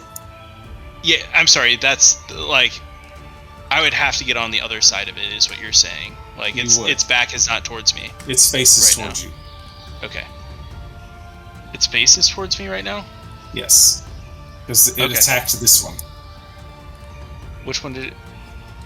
Oh, got it. Okay. Alright, well, I'm going to attack that one. I'm going to just smack it with my warhammer. Let's see how this goes. Are you moving first to flank it? Because if you do, you'll provoke an attack of opportunity. I'm not going to do that because, yeah, exactly that. So... yeah, make your attack. Nice. That hits. Smash. Okay. You just I click the word Warhammer to roll damage on it. Yeah, so I'm gonna do. Are these one-handed or two-handed? Which one is you have your shield out? Yeah, do you have your shield out or do you not? I do not have. I think this is the. Is this the two-handed? Well, it gives you both. You can do one or oh two. yeah, I'm sorry. I'm gonna do the two-handed. Like I did not pull out my shield. Okay, stow the shield. Yeah. Well, the shield was always stowed. I never pulled it out. Got it. So then you'll use the right value, which is the 10. Got it. And then I'm also going to smite. Yes. Okay. The crap out of this thing. Yes. If I could ever find, I hate how Divine Smite. I hate how this works here. And I'm gonna cast it at level 2. There's just 3d8 instead of 2d8. Yeah, there's just not a good way to do this. Oh shit. So that's 1. Hold on a second. Let me get this other one. Or 2d8. Yeah. Okay, so an additional 13 damage. Yeah. And remember the 13 is radiant damage. I think it is. Oh, yeah, so it's not undead. This is not undead, right? So you go to smash it. Yeah. And no, it is not undead. As the smite hits, you do not see it especially be smoten. Okay. Because I get 1 extra d8 if it's undead. I know. Yeah, I know. Okay. So yeah, you come in with the warhammer, and you're swinging for the fences on this thing, and you make solid contact with the base of the tendril that's coming up out of the ground to then grapple the bear, and you hit that super hard. Most of the vines break and snap, especially as the lightning bolt of the smite hits in the same spot, but it's not completely severed. Very, very thoroughly damaged though on your first attack. Sweet. Oh, second attack. Hell yeah. I'm gonna hit the. I'm gonna go for the same guy. Should I go for the same guy? Yeah. Let's just take one out. Take one out at a time. Okay. So, second attack. Oh yeah. That's a hit. Hell yeah. And then do that. So 8 damage. Okay. Why is it 11 damage on the one hand? It just how the dice rolls both of them at the same okay. time. So, but we know we're doing two-handed, so we're looking at the right value. Okay. They Yeah. don't use the same dice roll basically because one's a D6 or one's a D8, one's a D10, so they can't use the same dice roll. Got it. Okay, and then Are you smiting a second time? does it look like it needs to be smoten? Well, that's a decision that you make in the Alright. instant of your attack, not after you see the damage. I'm gonna smite it. Okay, what level? Level 1. Okay. Level 1's 2d8, yeah, you got it. So, what is that? 13 damage? Yeah, 13 total. Yeah, how do you destroy it? Yeah. Yeah, so I go in for that first like smash with my warhammer. I come down just like straight on it, and then like you see like the clouds above, it gets gray real fast, and then just like this huge lightning bolt comes down, hits my warhammer, and then just annihilates like this thing. And then I go in for another one, and I'm like, man, this thing's almost dead. So I just kind of like half-ass it and just smack it just to like kind of put it out of its misery. And then, there's just like a little lightning bolt that comes down and like comes like through its face and like just burns through. It is faceless. Yeah. I'm sorry. It just hits one of its branches and then just like ripples through the branches and then just it kind of like explodes. Hell yeah. Okay. Yeah, so as that happens, the droning, you hear the droning starts to like pulse but as a wind chimey kind of sound. And the jungle that was kind of warping and pushing all the roots into this position to shape and form the roots kind of relaxes and goes back to its original state. Anything else you're doing? I'm not. I will turn towards the other one and like almost like look like I'm ready. Like, I mean, I want to like hit it back if it hits me, but I don't have that kind of ability, so I'm gonna just prepare for it to like try to attack me. Can I bonus action and pull out my shield? Or is that an action? Yeah, in this case, you can bonus action to whip out your shield. All right, so I'm just gonna like have my shield out on this one. Yeah, Tazala. I think I'm gonna have some fun. I am also. Tazala sees his bears. He gets inspired by Creed just obliterating this tree. And normally nature's good, but these are bad natures. these are mean trees. So Tazala, inspired in the moment, seeing his bear brothers fight these things, he's gonna transform also into a bear. But I don't think I can only do black bear. I'm just now realizing. It's not as fun. I'll do it anyway. Black bear. I just want to do bear stuff. Swap him out. Brown bear. Thank you.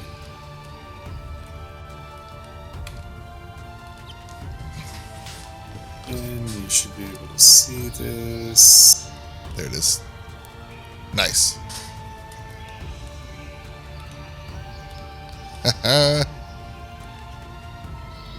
And Mr. Bear, Tazala Bear. Okay, now I don't see action character sheet? Okay, I see it, but it's blank.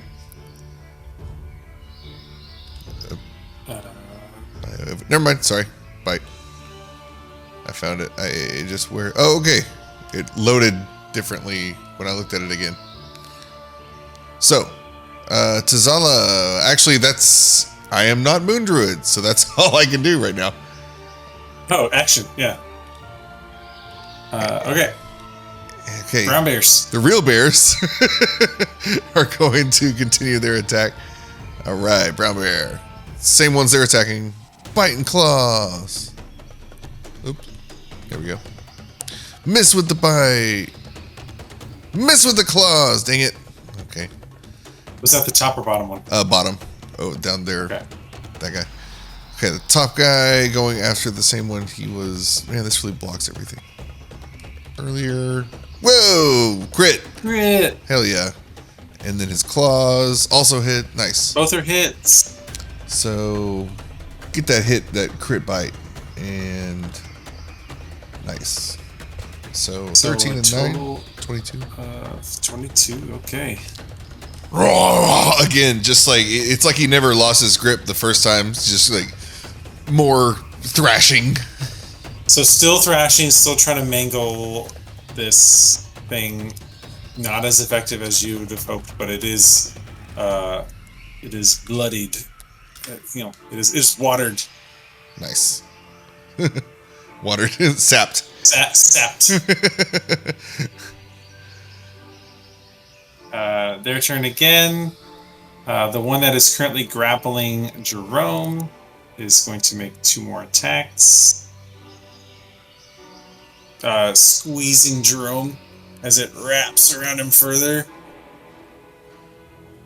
For 7 slashing and 14 slashing if you're not going to cast shield again. Cast shield?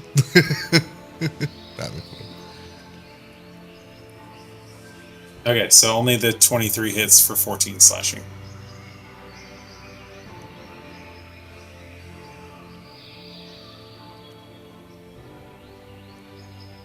And then the one that attacked Creed last turn is going to turn to attack Tazala Bear. Tazala Bear. Koala Bear. 2 attacks. I'm assuming the 18 hits. Oh no, yeah, it does. That's 13 slashing, and Oof. make a concentration check on conjure woodland stuff. But you use the constitution of the bear.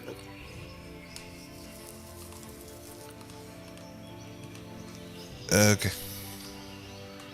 You retain your mental stats only. The physical stats you get from your wild shape form. 9. That's a failure. So you do lose concentration on the conjure woodland beings. Oh man. I don't know if they do they in the spell does they poof away or do they stay?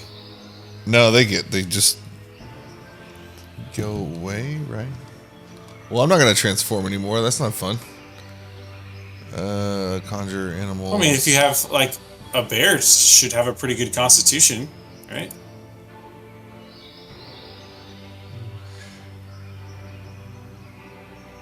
You got 14 con. It's probably as good as Cezal's was.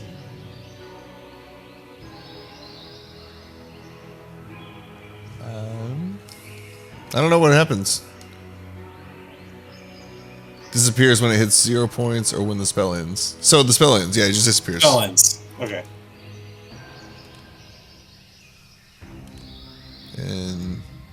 And that's that 13. One's attacks. The last one, seeing that there is no longer a bear for it to grapple, is going to shift up to here and is going to attack Creed. Shit. Bring it, bitch. 12 and 8, I'm assuming also miss. Nope. No hit. Ding, ding, ding. Oh, but the one that did hit you, Hit me? Cezala Bear, Oh, Tazala. Zalabera, it wrapped around your front arm. You are now grappled. Yeah. And that is their turn. Jerome.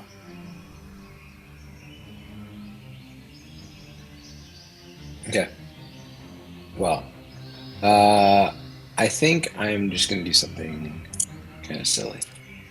Don't you have portents? Aren't you a divination wizard? Make I do rerolls. portents.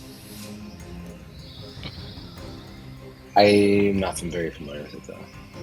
You roll 2d20 at the beginning of every day, and you can just use you can just say if you rolled low, you can say, oh no, that's this low number I rolled, and if you rolled well, you can say, oh no, I rolled this number. Okay, should I roll those right now? Yeah.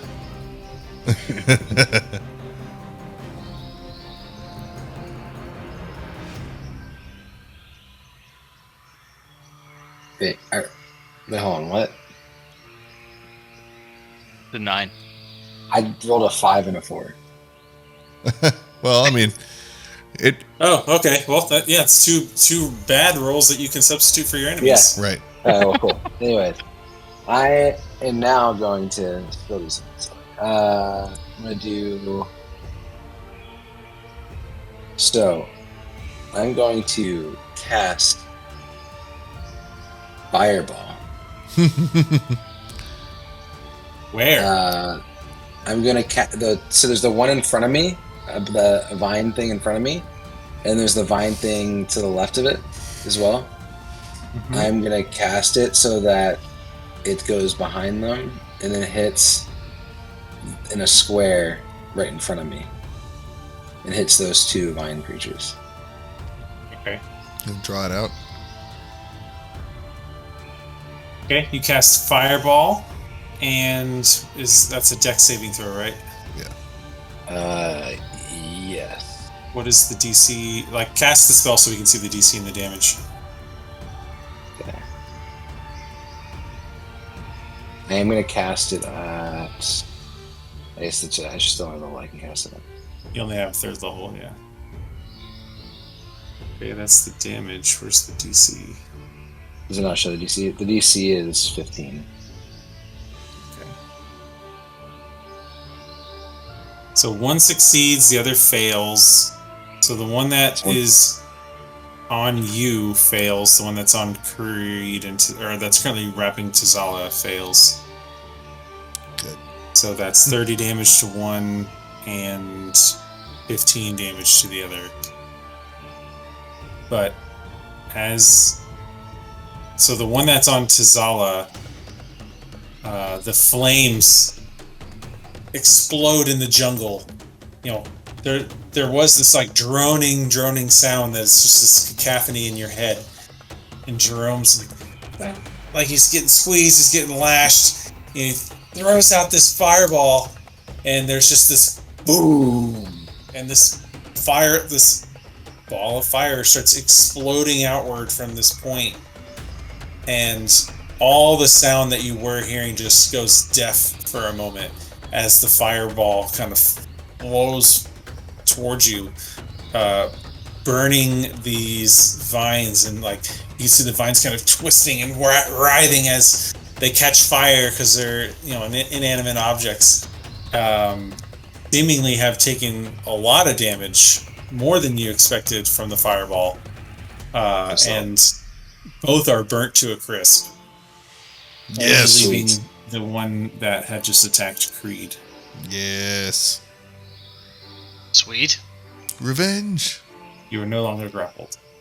Yes. Sweet. Because that was hurting. Creed. I was smashing this one. The black bear reaches over to Jerome. Thank you. Subtitles. Right. Oh, a crit. Kill it. I am going to smite this thing, but I'm just going to have to roll twice for it. I'm sorry. So it automatically factors in a crit when you roll it in but should have. It didn't. It didn't. I think I can hold this down. Hold on a second. Nope. I'm sorry. Ignore that. It's gonna come. Sorry. Okay, so you said it was one-handed this time, so it was No. Yeah, it's one-handed. the 11 plus a 12. It rolled an 8 on the second one. So On the what? It's one-handed. Look at the left side.